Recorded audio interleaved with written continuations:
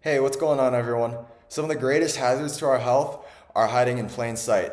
Today, I'm going over 6 of these silent assassins and what you could do about it. Before we get started, if you're new to this channel, welcome.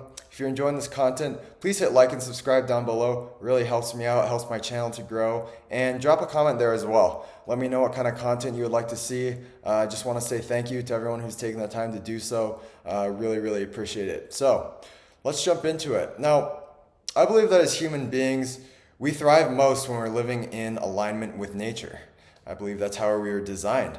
And unfortunately, today we're living in this artificial, toxin filled world where the things in our environment really start to take a toll on our health if we're not careful about it. And I think a lot of these things, they really fly under the radar. They're so much a part of our everyday life. But as we start to up level our health, we start to become more and more sensitive to the things that are unnatural and that are harming us. I know that when I was eating Big Macs and Chick-fil-A chicken sandwiches, I could care less about these things. I wasn't paying attention. I didn't notice them. I felt terrible all the time and I didn't know it. I thought that was normal.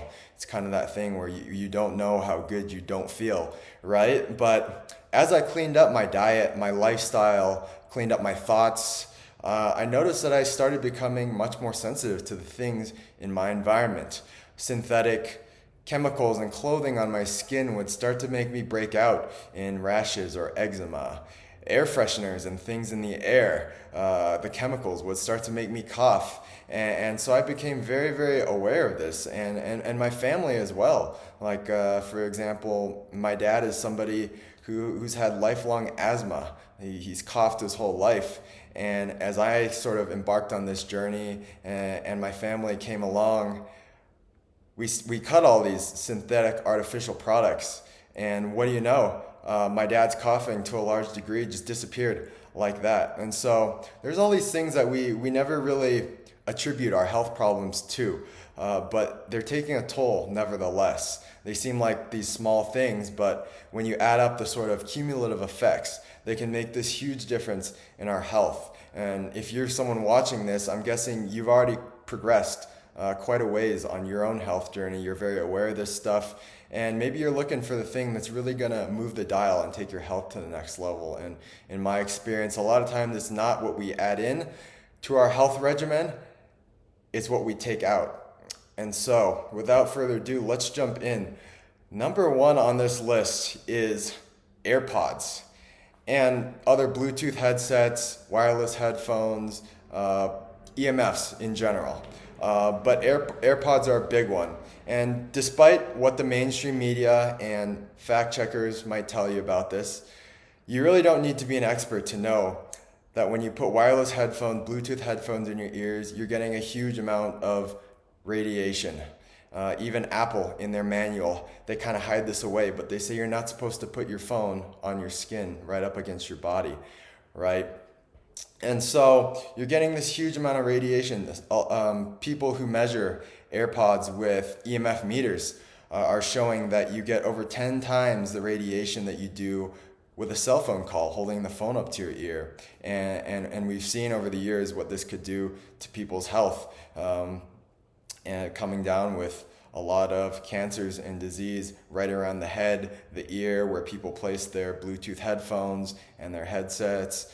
And so I think for me personally, Bluetooth is something that I'm very sensitive to.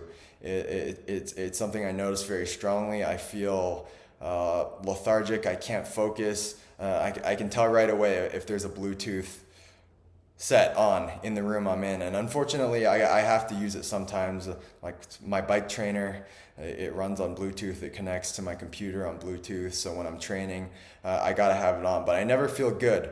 So when possible, use wired headphones, wired connectivity, eliminate EMFs in your environment as much as you can. Try to keep the Bluetooth and anything you don't need on your phone or your computer, keep that off. And it may not be possible all the time, but just turn it off when you're not using it. Don't hold your phone by your head. Try to keep your laptop off of your lap. take all the little precautions that you can to keep yourself safe at night. Personally, I turn my phone on airplane mode, and then I put it in this little Faraday bag. It's basically a bag that's designed to shield all electromagnetic radiation from coming in and out. And so when I have that sitting on my nightstand by my bed, kind of close to my head, it's not bombarding me. That's just an extra precaution that I take that I would highly recommend as well to you. All right, number 2 is personal hygiene products. And there's a long list of them: deodorant, toothpaste, soaps, lotions, sunscreens, shampoos, all these things. If we kind of go through them one by one, deodorant is a huge one. Most antiperspirant deodorants these days, the way they stop perspiration is with heavy metals. And these heavy metals, they do stop the perspiration, but they absorb straight into your body, straight into your bloodstream. They go straight to the brain, and they start to accumulate in the body and wreak a lot of havoc. So deodorant's a big one. Try to get the most natural option you can. There's some great options on the market. My general rule for personal hygiene is if I wouldn't eat it, I don't put it on my skin, because basically the skin absorbs instantaneously. It goes straight into the bloodstream. Your skin's essentially an extension of your digestive tract. So whatever you're putting on your skin, you're absorbing into your body. So if you wouldn't eat it, I wouldn't suggest putting it topically on your skin. You can also use something like coconut oil, or even rubbing some lemon juice as a natural deodorant. That works well. The more natural, the better, I've found with that. Another big one is toothpaste. A ton of ingredients in toothpaste. Most of them are not natural. And fluoride especially is a big one. Fluoride's been shown to, well, if you want to get into it, we have this little gland in the middle of our head. It's called the pineal gland, and it's basically our spiritual antenna. It's the gateway to these higher spiritual senses and states of consciousness, this higher awareness and love. And what does fluoride do? It calcifies the pineal gland, so it basically shuts off our spiritual awareness. And that is a lot of the spiritual deprivation and the lack of connectedness that I believe we see today in our society. And so really try to avoid the fluoride. I personally like to make my own toothpaste. It's just coconut oil, baking soda. I use some essential oils too. I just drop those in, essential oils for good dental hygiene, and that's what I use. Next one is soaps and shampoos, another big one. Tons of artificial hazardous chemicals in soaps and shampoos. They're really not natural for us to be putting on our body every day. And so try to use a natural one, something local and handmade, quality organic ingredients, because it is going straight into your skin. I personally only really soap in the areas that really need it. A lot of my body, I don't even soap. I don't wash my hair that much, and my skin and my hair is better than it's ever been. So a lot of what we've been told just it's not true, basically. And so experiment, see what works for you, but definitely go back to basics, go back to nature with personal hygiene. And that leads us to number 3, which is household cleaners and chemicals. This is huge. A lot of the strong scents and the strong antibacterials that are meant to kill microorganisms, they do the same to us. They kill us just a lot slower. And these are highly dangerous, highly deadly chemicals. The same stuff that gets sprayed on our food is being sprayed in our industrial spaces, our buildings. We spray it in our homes. We use it to freshen the air. And so my advice when it comes to this is just make your own. That's the safest way to go, is just make your own. You can use some great natural ingredients like baking soda, vinegar, lemon juice. There's tons of great recipes online. I'd highly recommend you checking those out. I'm not gonna post any here. You can go find those yourself. If you're looking for an awesome product, I use a product called Branch Basics, and it's a plant extract, comes in a bottle, and you just dilute it with water, super clean. I've never had any kind of reaction or adverse effects with it. I'm not getting paid to say this. I really like their product, and my family, we spend our money on it because we think it's worth it. So be aware of the danger of these household cleaners and these chemicals that we use without really even thinking about these days. But cutting those out has a huge potential to really transform the way you feel, transform your health. All right, the next one here is polyester clothes. Now, this is one that I kind of just became aware of very recently. I made the switch to all organic cotton or linen within just the past few months, and I've noticed a huge difference. It really is crazy how much when you put a synthetic material, something that's made with highly processed and toxic chemicals. They're basically plastic extracts in things like polyester and nylon. But when you put those on your skin, it doesn't feel good. It's scratchy, it's itchy, it makes you feel very drained. It's essentially all it comes back to energy. We are these living conscious beings, and when we put those dead synthetic products and we're wearing it on our body all day, it just drains us of our life force. It makes us sick. It makes us not feel very good.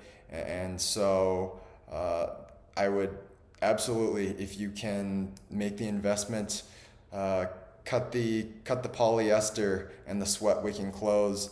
Go with cotton. Go with linen. I would say if you're gonna make one change, probably make it your bed sheets, because these are something that we're snuggled up against for 7-8 hours every night. A shirt you're maybe only wearing once or twice a week, so may not be as good a use of your money. But bed sheets are a huge one because we're using them every night. So I would say replace your bed sheets and also your undergarments, your underwear. Another one. We really, when it comes to reproductive health and reproductive hygiene, we really don't want to mess with that. So underwear and sheets would be my top two. Replace them with organic cotton or linen. You're going to notice a huge difference. All right. Number 5 is plastic foodware. Plastic foodware is everywhere. It's our utensils, our spoons, serving spoons, cutting boards, plates, bowls, storage containers, and we don't even really think twice about it, but every time we use them, they kind of leach. Or we're using a cutting board, it flakes. And so a lot of people out there estimate that we eat several credit cards worth of plastic every year if we're not careful about it. And this just gums up the whole body, it gums up the system. Not good for us. We're not meant to have plastic inside of our bodies. It can cause all kinds of downstream problems. And so my recommendation for this, use glass or ceramic, especially for food storage. Use quality plates and bowls, utensils. I love things like coconut forks, coconut spoons.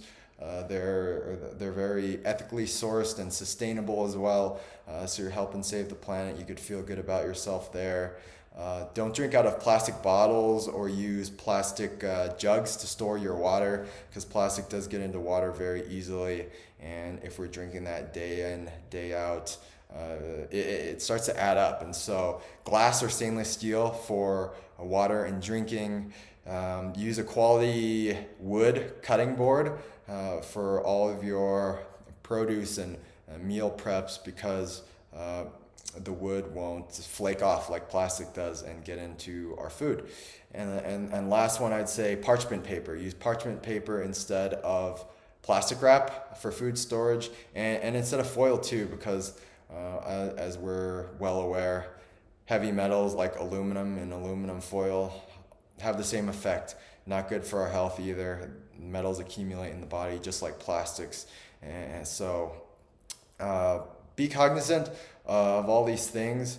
It's not an easy switch to make, I would say, but if you can slowly start to gain awareness and make slow improvements, that will make a huge difference. All right, last one. Number 6 is actually our shower and bath water.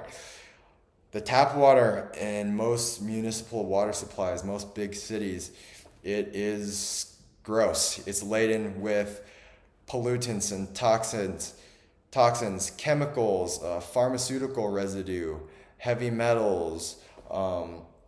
They put chemicals like fluoride in the water, the disinfectants they use to try to treat the microbes in the water. It's basically this chemical pharmaceutical cocktail that we drink every day, and we also bathe in it. And a lot of times we're aware that it's having an effect when we drink it, but we're not always aware of the effect when we bathe in it. And the skin is this permeable layer, just like our digestive tract. And so when we're bathing in this filthy, icky water, all those chemicals and pollutants and toxins, they just go straight through the skin, straight into the bloodstream. And so if we're taking a 20-minute bath or a 10-minute shower, it's a lot, and it absorbs just like that. It's just like we're eating it, and it accumulates because a lot of times the body, it can't handle that much of a load, and so it kind of just clogs the system. It starts getting stored away in all the cells, the fat cells.